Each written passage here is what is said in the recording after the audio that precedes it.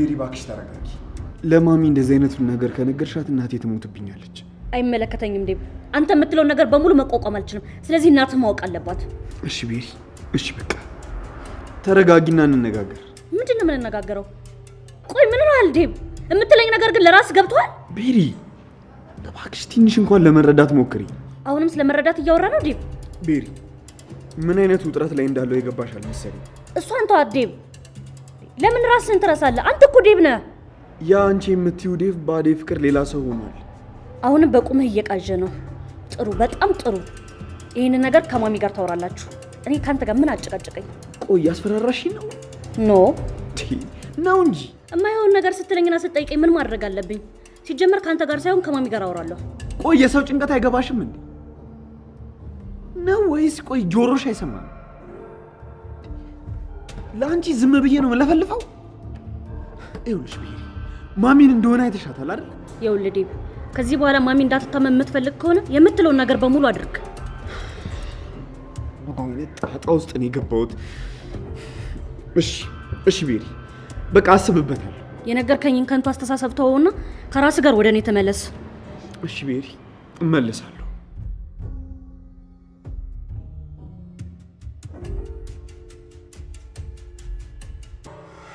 የኔ ቆንጆ አሁን በመለስ ግልልሽ ግዴታ መሄድ አለብን? አዎ ስራ ቁሜ እንሽልው ብዬ ነው የመጣሁት። እኔ እናት እሺ በቃ ማንም እንኳን በቃ ዞር ነው ራሴ ከፍታለሁ።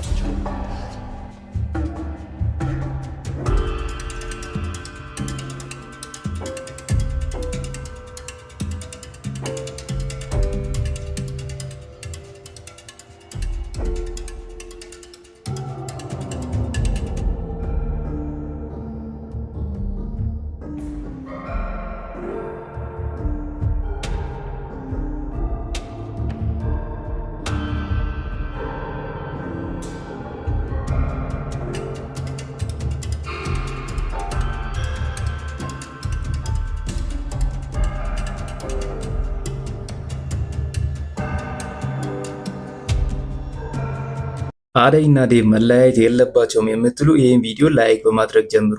ሰላም ጤና ይስጥልን። የተከበራችሁ የሰራተኛዋ አደይ ድራማ አፍቃሪያን በሙሉ ሰራተኛዋ አደይ ክፍል 216ን በመጠባበቅ ላይ ያላችሁ በመጀመሪያ ይህን ቪዲዮ ላይክ እንዲሁም እንደተለመደው ኮመንት ላይ እየገባችሁ ሰራተኛዋ አደይ ክፍል 216 ቶሎ ይለቀቅልን ማለት እንዳትረሱ። ውድ የቻናሌ ቤተሰቦች በክፍል 215 ላይ እንዳያችሁ ከሆነ እንግዲህ ዴቭ እና አደይ እንግዲህ ያው ለመለያየት መሰለኝ እየተነጋገሩ ነበር። አደይም እንግዲህ ዴቭን ልትረዳው አልፈለገችም። ዴቭም የሆነ ሀሳብ አቅርቦላት ነበር አብረን እንጥፋ የሚል ነገር፣ ግን ያንን ሀሳብ አደይ ልትቀበለው አልቻለችም። ውድ የቻናሌ ቤተሰቦች እስቲ የዴቭ ሀሳብ እስቲ ትክክል ነው ትላላችሁ? ሀሳብ አስተያየታችሁን ኮመንት ላይ አስቀምጡልን። እንደኔ ሀሳብ ከሆነ እንግዲህ ዴቭ አሁን ላይ መምረጥ በጣም ከብዶታል። ከእናቱና ከሚወዳት ፍቅረኛው እንግዲህ ከሁለቱ ማንን መምረጥ እንዳለበት እንግዲህ በጣም ከብዶታል።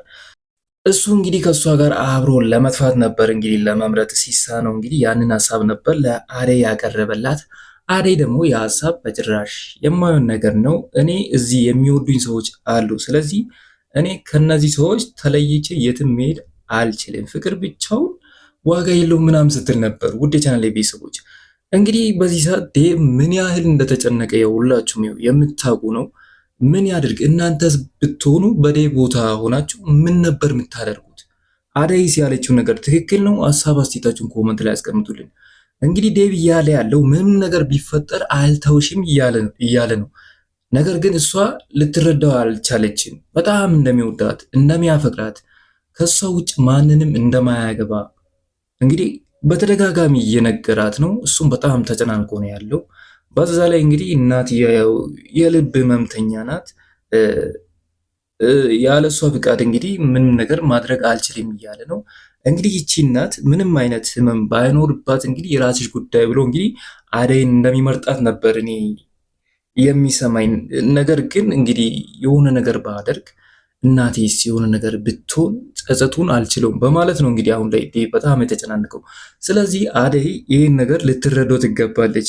የዴቭን እናት ልትቀየመው ትችላለች፣ ነገር ግን ዴቭንም እንደዛው መቀየሟ ትክክል አይደለም። ምክንያቱም በእናትና ልጅ መሀል መግባትም በጣም ከባድ ነው። ያ ሁሉ ነገር ተፈጥሮ እያለም እንግዲህ ዴቭ እንደሚወዳት በተደጋጋሚ እየነገራት ነው። እስቲ ዴቭ ትክክል ነው ትላላችሁ? አብረን እንጥፋ ያለው ሀሳብ ትክክል ነው ወይስ ትክክል አይደለም? ሀሳብ አስተያየታችሁን ኮመንት ላይ ያስቀምጡና በቀጣይ ክፍል ምን እንደሚፈጠር አብረን የምናየው ይሆናል።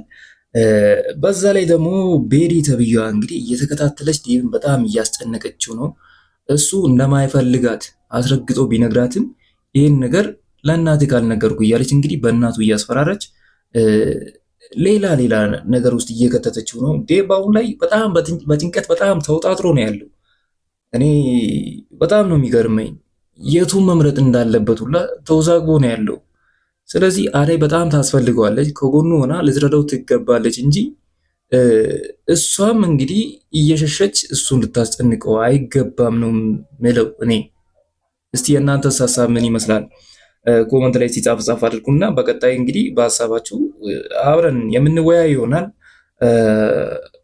የዴቭና ደግሞ እንግዲህ እንደዛ የሆነችበት ምክንያት ለማሳየት ሞክሮ ነበር የዴቭና ሰራተኛ እንደማጠራ። ነገር ግን ከዚህ በፊት በጣም የምትወዳ ሰራተኛ እንዳለችው እናም በጣም የምትወዳትና የምታምናት ያቺ ሰራተኛ ከዴቭ እናት እንግዲህ ወርቆችን ብሮችን ሰርቃ እንደሄደች በዛ የተነሳ ሰራተኛ እንደምትጠላ እንግዲህ ለማሳየት ሞክሮ ነበር። ይህ ነገር ብቻውን እንግዲህ በቂ ሆኖ አይታይኝም እንደኔው ሀሳብ ከሆነ። ምክንያቱም አንድ ሰው እንደዛ አደረገ ማለት ሁሉም እንደዛ ያደርጋሉ ማለት አይደለም። ግን ይህን ነገር ቢያሻሽሉ እላለሁ። እንግዲህ የአደይ ድራማ ደራሲ ይህን ነገር ካየው እንግዲህ እንደምንም ብሎ ቢያስተካክል እላለሁ። ነገር ግን ይህ ሁሉ ፈተና እንግዲህ በፍቅር ውስጥ ለፍቅር የሚከፈል እንደሆነ ለማሳየትም ይመስለኛል። ከዛ ሁሉ ነገር አልፎ እንግዲህ ዴቭና አደይ ይጋባሉ የሚልም ተስፋ አለኝ። ያ ደግሞ የፍቅርን አያልነት ለማሳየት የሚያደርጉት ጥረት ነው እንደኔ ሀሳብ ከሆነ። ስለዚህ በየትኛውም ህይወት ላይ በጣም ከባባድ ፈተናዎችን ቢኖሩ መታለፍ እንደሚቻል ለማሳየት እየሞከሩ ያለ ይመስለኛል። እናም እስቲ ወደፊት ዴቭና አደይ ሲጋቡ ምን እንደሚፈጠር አብረን የምናየው ይሆናል። ወደ ለሊ ስንመጣ ደግሞ እንግዲህ ለሊን የሆነች የምትከታተል ሴት አለች። ማን ትሁን? ሀሳብ አስተያየታችሁን ኮመንት ላይ ያስቀምጡልን። እኔ ግን የተጠራጠርኩት አንድ ሁለት ሰው አለ። የለሊን አክስትና ቤዛን ከሁለቱ አንዱ ይሆናሉ ብዬ አስባለሁ። ነገር ግን በጣም የምጠራጠረው ቤዛን ነው። ምክንያቱም ቤዛ የለሊን ካርታ ትፈልገዋለች። ከዚህ በፊትም ሰርቀው ነበር፣ አልተሳካላትም። አሁን ላይ ደግሞ ከእስር ቤት ሳትወጣ አትቀርም። እንግዲህ በስልክ የቤዛ ወንድም ደውሎ ለፍቅር ሲነግራት ነበር እንግዲህ አቤን እንዳጭበረበሩት። እንግዲህ አቤ ከዚህ በፊት የእነሱን ቤት ለመግዛት እንግዲህ እንደተስማማ ሲያወሩ ነበር። ነገር ግን የሆነ ከባድ ፓውል የተሰራ ይመስለኛል። ከአቤ ገንዘብ ሳይቀበሉ አይቀርም። እንግዲህ በቀጣይ ደግሞ ምን እንደሚፈጠር እናያለን። ነገር ግን አቤ ማሁን ሰዓት እንግዲህ በነዛ ሰዎች እንግዲህ ሳይጭበረበር አይቀርም ብዬ አስባለሁ። በዛ ገንዘብ ደግሞ ቤዛን ከስር ያስፈታት ይመስለኛል እንደኔው ሀሳብ። እናም አሁን ላይ ለሊን እየተከታተለች ያለችው ሴት ቤዛ ትመስለኛለች። ምክንያቱም የዛን የለሊን የቤት ካርታ ስለምትፈልግ የምትከታተላት ይመስለኛል። እስቲ እናንተስ ቤዛ ናት ወይስ የለሊ አክስት? ሀሳብ አስተያየታችሁን ኮመንት ላይ አስቀምጡና በቀጣይ ማን እንደሆነ አብረን የምናየው ይሆናል። ወደ ኪንጎ ስንመጣ ደግሞ እንግዲህ ኪንጎ ተደብድቦ መጣ። እንግዲህ ማን እንደዛ ቅጥቅጥ አድርጎ እንደለቀቀው ባይታወቅም ኪንጎ ተደብድቦ ነው የመጣው። በጣም ነበር ያሳዘነኝ። ለምን ይሁን ማን እንደደበደበው መናገር ያልፈለገው? የደበደበውስ ማን ይመስላችኋል? ሀሳብ አስተያየታችሁን ኮመንት ላይ አስቀምጡልን። ለመናገር ስለምንድን ነው የፈራው? እንግዲህ በሰዓቱ ዳይመንድን አይታችኋል። በጣም ሲገነፍል ነበር። በጣም ተናዶ ማን ነው እንዲህ ያደረገው እያለ ነበር። ያ ማለት ደግሞ ለጓደኛው ምን አይነት ታማኝ ጓደኛ፣ በምንም አይነት ሁኔታ ውስጥ ጓደኛው ቢሆን እንግዲህ ጥሎት እንደማይሄድ ለጓደኛው ጥብቅና እንደሚቆም ማሳያ ነው። እንግዲህ እኔ ሁሉም እንግዲህ ያው ዳይመንድን አያምኑትም፣ ግን የሚያወራው ነገር ቀልድ ስለሚመስላቸው እንግዲህ ቀልዱና ቁም ነገሩ አይታወቅም። ለዛ እንግዲህ ማንም ሊያምነው አልቻለም። ነገር ግን በጣም የሚመች ሰው ነው። በፊልሙ ላይም በጣም ነበር የሚያዝናናኝ እኔ በበኩሌ። እንደዛውም እንግዲህ አንዳንድ የሚያወራቸው ለጓደኛው ያለውን ስሜት ሲገልጽ እንግዲህ በጣም ነበር የተመቸኝ። እናም እስቲ ኪንጎን የደበደበው ማን ይመስላችኋል? አንድ የጠረጠርኩ ሰው አለ። እንግዲህ ከቤቲ ጋር ተስማምቶ አያውቅም እና ያስደበደበችው ቤቲ ሳትሆን አትቀርም። እናም ለመናገር ለምን እንደፈራ ያው ስጠረጥር ቤቲ እንዳስደበደበችው ከተናገረ እንዴት በሴት ተደብድበ ትመጣለህ ብላ እንግዲህ ቅምጥል ጓገጭ እንደምትለው የሚታወቅ ነው። እናም ኪንጎ ለምን እንደደበቀ እንግዲህ በቀጣይ የምናየው ይሆናል። ነገር ግን እውነት እንደተባለው ቤቲ ከደበደበችው በጣም ይደብራል። ኪንጎ ወንድ አሰዳቢ ነው የምልህ። ስለዚህ ይህን ነገር ብታስብበት። በሌላ ሰው ከተደበደብክ ኖርማል ነው። ነገር ግን በቤቲ ተደብድበ ከመጣ በጣም ነው የሚቀየመው። እውነቴን ነው የምልህ እና አስብበት ይህን ጉዳይ እና ውድ ቻናል ቤተሰቦች እስከዚህ ድረስ መምጣታችሁ ካልቀረ ለዚህ ቻናል አዲስ ከሆኑ ሰብስክራይብ፣ እንዲሁም ሁሌ እንደምላችሁ ይህ ቪዲዮ ለብዙ ሰው እንዲደርስ ላይክ ማድረግ እንዳትረሱ እያልኩ እኔ ከወዲሁ ልሰናበታችሁ። ቻው ቻው።